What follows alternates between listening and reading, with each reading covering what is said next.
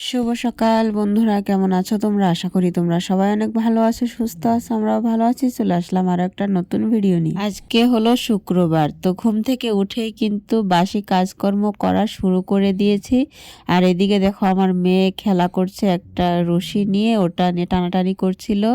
আর ছেলেদেরকে ও বলছি যে মুখ ধোয়ার জন্যে, মুখ ধুয়ে পড়তে বসার জন্যে। এখন কিন্তু অনেকটাই সকাল, তো বাচ্চারা তো আজকে স্কুলে যাবে না, তবুও কিন্তু আজকে সকালে উঠেছি। তার কারণ এক জায়গায় যাব, তো সেই জন্যে তাড়াতাড়ি করে করে আর কি কাজকর্মগুলো সেরে নিতে হবে। তো যতই তাড়াতাড়ি করি, শীতের বেলা দেরি তো হয়েই যায়, তাড়াতাড়ি মনে হয় দিনটা চলে যায়। আর বাচ্চারা রোদে বসে বসে কিন্তু ব্রাশ করছিল, আর মেয়ে কিন্তু ওদের ব্রাশ নিয়ে টানাটানি করছিল। আর আমাদের উঠোনটা এতটা বড়, ঝাড় দিতে কিন্তু অনেকটাই সময় লাগে, তোমরা তো জানোই। তো কি আর করব, দিনে 2 টাইম তো ঝাড় দিতে হয়, সকালে একবার আবার বিকেলে একবার। যেহেতু চতুর্দিকে অনেক বড় বড় গাছ আছে, তো সেজন্য কিন্তু ওই গাছের পাতাগুলো পড়ে, আরও বাচ্চা আছে, তো বাচ্চারাও কিন্তু অনেকটাই নোংরা করে, সেই জন্য কিন্তু 2-3 বার আমাকে ঝাড় দিতে হয়। আর এই দেখো ছাগলের অত্যাচার দেখলে আর কি বলবো তোমাদেরকে। এই দেখো কতগুলো মরিচ, সব এই যে মানে খেতে তো পারেই নি, এর নিচে ফেলে রেখেছে, শুধু পাতাগুলো খেয়েছে। তো ওইগুলো উঠিয়ে নিয়ে রেখে দিলাম, ওই তরকারি রান্না করার সময় মানে বেটে দেওয়া যাবে। আর এই যে এখন কিন্তু আমি বাসনও ধুয়ে নিয়েছি, বাসন ধুয়ে ব্রাশ করে নিচ্ছি। আর বাচ্চারা এদিকে খেলছে, আর পাশের বাড়িরও একটা মেয়ে এসেছে, মানে আমার মেয়ের সমান হবে। আমার মেয়ের থেকে বড়, আর হচ্ছে 2.5 বছর বয়স, আর আমার মেয়ের হচ্ছে 1 বছর বয়স। তো যাই হোক, ওরা খেলাধুলা করছে। তো সকালে এসে ও ডাকছিল, আমি তো কাজ করছিলাম, মানে শুনতে পাইনি, অনেকক্ষণ ধরে ডাকছিল। আমি ভেবেছিলাম এমনি হয়তো আর কি রাস্তা দিয়ে হাঁটাহাঁটি করছে আর কথা বলছে। তারপরে ভালো করে আর কি শুনে দেখি যে না, আমাকে ডাকছে, বলছে যে তানিয়ার মা, তানিয়ার মা দরজা খোলো, এরকম করে বলছে। ছোট বাচ্চা তো ভালো করে তো আর বোঝা যায় না। তো যাই হোক, ওরা ওদিকে খেলছে আর আমি এদিকে আটাটা আর কি ছেনে নিলাম। আর এখন রুটি বানাতে এসেছিলাম, আমার হাজবেন্ড বললো যে আমি রুটিগুলো বানাই দাও। ও মানে নতুন নতুন আর কি রুটি বানানো শিখছে, তো বললাম যে ঠিক আছে, হাতের কাজ শিখবে, এটা তো ভালো কথা। আর একদিনও বানিয়েছিল, আমরা তো আর প্রত্যেক দিন রুটি খাই না, মাঝে মধ্যে খাই, তো আমিই তো বানাই। তো আজকে আবার ওর ইচ্ছে হলো যে আজকে ও বানাবে, মানে এর 2 দিন আগে হয়তো আমি রুটি বানিয়েছিলাম, 2-3 দিন হলো। তখনও আমি সবগুলো বানানোর পর ওকে বলেছিলাম যে তুমি তো রুটি বানাতে চাও, শিখতে চাও, তাহলে দুটো রুটি ওকে বানাতে দিয়েছিলাম। তো ও ভালোই বানিয়েছিল, সেই জন্য আজকে ও নিজে থেকে আগ্রহ করে আর কি বানাবে বলল।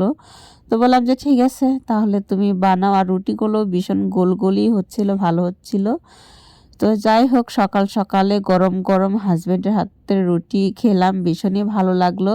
তো মাঝে মধ্যে না অন্য কারো হাতের রান্না খেতে কিন্তু ভীষণই ভালো লাগে, মানে নিজে তো সব সময় রান্না করে খাওয়াই হয়, তাই না? তো আজকে হাজবেন্ডের হাতের সকাল সকালে খাবার খেয়ে সকালটা ভালোভাবে শুরু হলো। আর দুজনে অনেকই গল্প করছিলাম, যে ও বলছিল তাড়াতাড়ি কাজ করো, ওরও মানে আরও এক জায়গায় যাওয়ার কথা আছে আমার ভাসুরের সাথে। তো সেটা না হয় পরেই বলবো তোমাদেরকে, মানে একটা জিনিস কিনতে যাবে, মানে আমাদের পরিবারে একটা নতুন সদস্য আসতে চলেছে। তো যদি নিয়ে আসে, যেদিন নিয়ে আসবে সেদিন তোমাদেরকে জানাবো, ঠিক আছে? তো এই যে এদিকে কিন্তু ও বানিয়ে দিচ্ছে, আমি এদিকে ভেজে ভেজে বাচ্চাদেরকে খেতে দিয়েছিলাম। আর রুটি তো গরম গরমই খেতে ভালো লাগে, সেই জন্যে বাচ্চাদেরকে দিয়ে দিয়েছিলাম। আর এই যে এখন আমরা দুজনে বসে বসে খাচ্ছি, লাল চা বানিয়েছিলাম আর রুটি।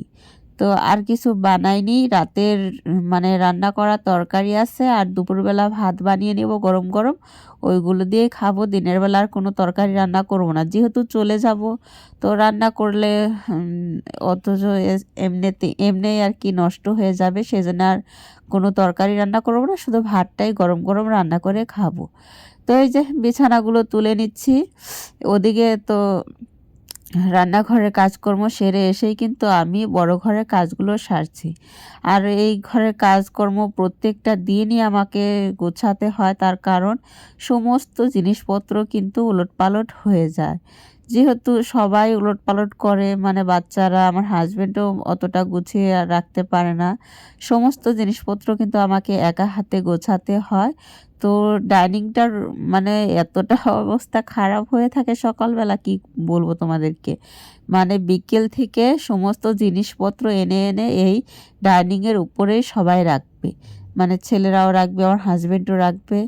তো যাই হোক, সমস্ত জিনিসপত্র গুছিয়ে নিলাম। আর ও কিন্তু আজকে কাজে যায়নি, কাজ তো নেই, সেজন্যে আর কি ওর মাথায় তো কাজই করে না, কি দিয়ে কি করবে না করবে। তো আমার ভাসুরের সাথে এক জায়গায় যাওয়ার কথা আছে, সেই জন্যে ও রেডি হয়ে বসে আছে। আর আমার বড় ছেলেও কিন্তু যাবে। তো ওকেও বললাম যে তুই গা ধুয়ে নি, যেহেতু এখন হয়তো 10টা না 10:30টার মতো হয়তো বাজে। বললাম যে ওখানে গেলে তো তোর অনেকটাই দেরি হয়ে যাবে, আস্তে আস্তে হয়তো রাত হয়ে যাবে। তো গা ধুয়ে নে, গা ধুয়ে গেলে ভালো হবে। তো ও কিন্তু ওদিকে গা ধুচ্ছে, আর গা ধোয়া হলে আবার ছোট ছেলে গা ধোবে।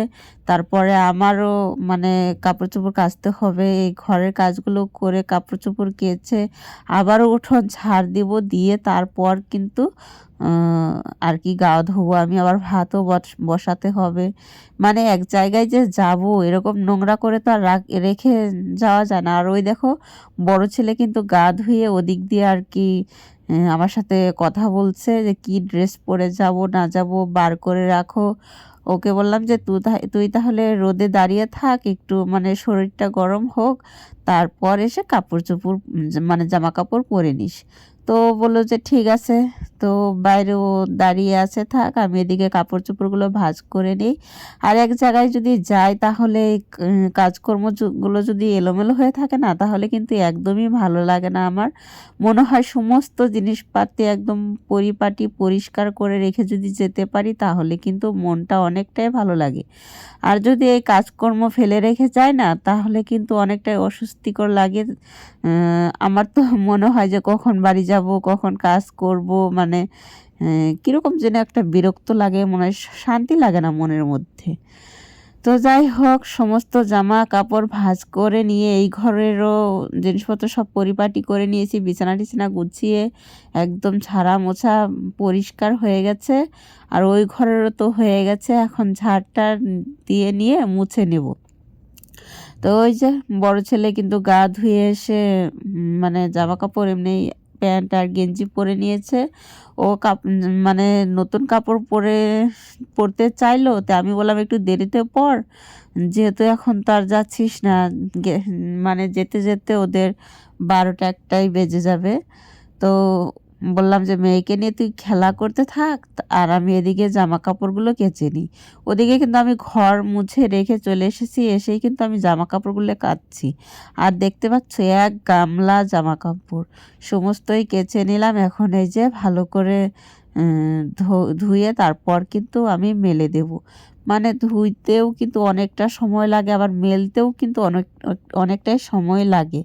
আর শীতের দিন আমার একদমই ভালো লাগে না, তার কারণ এই এত এত জামা কাপড় ধুতে হয়, তারপরে বিছানা তুলতে গেলে অনেকটা বিরক্ত লাগে, সকালে ঘুম থেকে উঠতে কিন্তু অনেকটা বিরক্ত লাগে।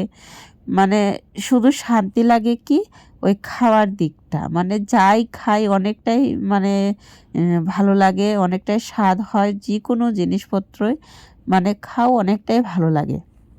শুধু ওই এক দিকতেই ভালো, তাছাড়া আমি অন্য কোনো দিকেই আমার আর ভালো লাগে না। তো এই যে দুপুরে গরম গরম ভাত রান্না করেছিলাম, খাওয়া দাওয়া করেছি। তো সমস্ত ঘর দুয়ার পরিষ্কার পরিপাটি করে এই যে বেরিয়ে পড়লাম। এখন আমরা যাব আমার ননাসের বাড়ি। আর এই যে আমার সোনামাটা দুটা আর কি শিং বানিয়ে দিয়েছি, ভীষণই ভালো লাগছিল দেখতে। তো ভাবলাম যে তোমাদের সাথেও একটু শেয়ার করি।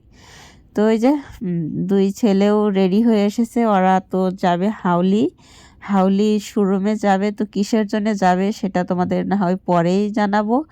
আর এই যে আমরা কিন্তু আমার ননাসের বাড়িতে চলে এসেছি, আমার ননাসের ছেলের আর কি বিয়ে।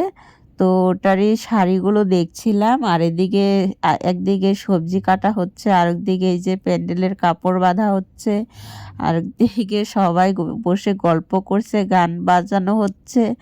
তো এটা কিন্তু আমার ননাসের ছেলের 2 নম্বর বিয়ে। তো প্রথমে একটা বিয়ে করেছিল, সেই বউটা মারা গেছে, তারপর কিন্তু এটা দ্বিতীয় বিয়ে হচ্ছে। তো যাই হোক বন্ধুরা, এদিকে তো সবাই অনেকটাই গল্প করা হচ্ছে, আনন্দ করা হচ্ছে, নাচানাচি অনেক কিছু করা হচ্ছে। তো যাই হোক, ভিডিওটা যদি ভালো লাগে তাহলে লাইক কমেন্ট সাবস্ক্রাইব করে দিয়ে পাশে থেকো। কালকে আরও একটা নতুন ভিডিও নিয়ে তোমাদের মাঝে চলে আসবো। সবাই ভালো থেকো, সুস্থ থেকো, সাবধানে থেকো। আর একটা কথা বলি, তোমরা মানে সাবস্ক্রাইব করে আবার যে একটু পর আনসাবস্ক্রাইব করো, সেটা কিন্তু একদমই ভালো লাগে না। তো যদি ভালো লাগে তাহলে সাবস্ক্রাইব করে দিয়ে পাশে থেকো।